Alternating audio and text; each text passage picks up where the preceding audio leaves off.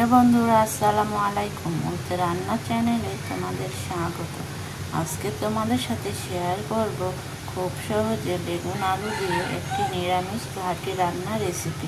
প্রথমে আমি এখানে বেগুন আর আলুগুলোকে কেটে পরিষ্কার করে ধুয়ে নিয়েছি।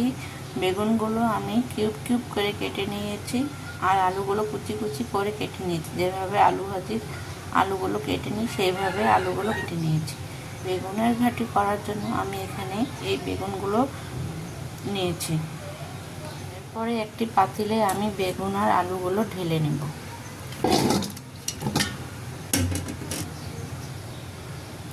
বেগুন আর আলুগুলোকে পাতিলে নিয়ে এখন দিয়ে দেব পেঁয়াজ কুচি,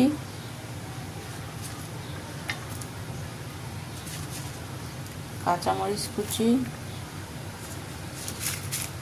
পেঁয়াজ আর কাঁচামরিচ কুচি দিয়ে এখন দিয়ে দিব হলুদের গুঁড়া, শুকনা মরিচের গুঁড়া,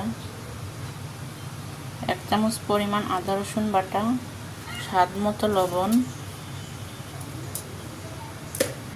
আর দিয়ে দিব পরিমাণ মতো তেল।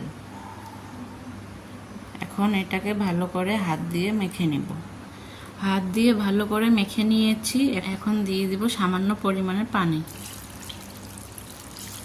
পানি দিয়ে চুলায় বসিয়ে দিয়েছি। এখন একটা ঢাকনা দিয়ে ঢেকে রান্না করে নেব প্রায় 10 থেকে 15 মিনিট।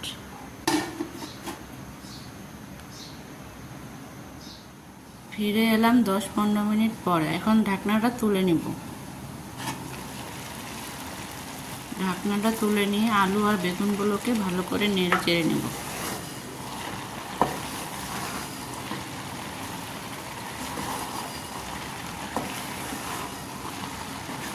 আলু আর বেগুনগুলোকে ভালো করে নেড়ে চেড়ে নিয়েছি। এখন দিয়ে দেব ধুয়ে কেটে রাখা কিছু টমেটো কুচি। টমেটোগুলো আলু আর বেগুনের সাথে ভালো করে মিশিয়ে নেব।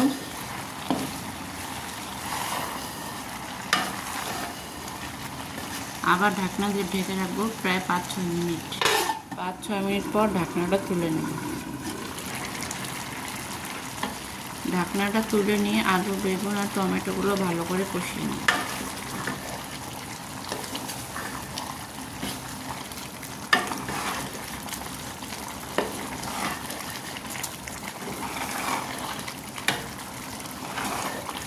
আলু আর বেগুনগুলোকে ভালো করে কষিয়ে নিয়েছি।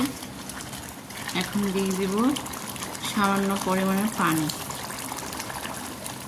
পানি দিয়ে ভালো করে নেড়ে চেড়ে মিশিয়ে নেব। ঢাকনা দিয়ে ঢেকে দেব বলক আসা পর্যন্ত। তরকারিটাতে বলক চলে এসেছে। এখন ঢাকনাটা তুলে নেব।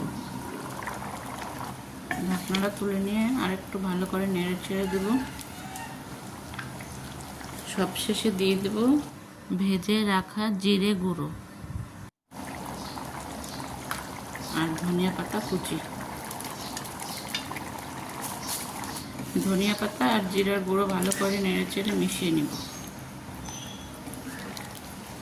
তৈরি হয়ে গেল আমাদের খুব সহজে বেগুন আলুর নিরামিষ ঘাটি রান্নার রেসিপি। বন্ধুরা, তৈরি হয়ে গেল আমাদের খুব সহজে বেগুন আলু দিয়ে নিরামিষ একটি ঘাটি রান্নার রেসিপি। আশা করছি রেসিপিটা ভালো লাগবে অবশ্যই বাসায় ট্রাই করবে। আজ তবে এখানেই শেষ করছি। ভালো থেকো, সুস্থ থেকো। আল্লাহ হাফিজ।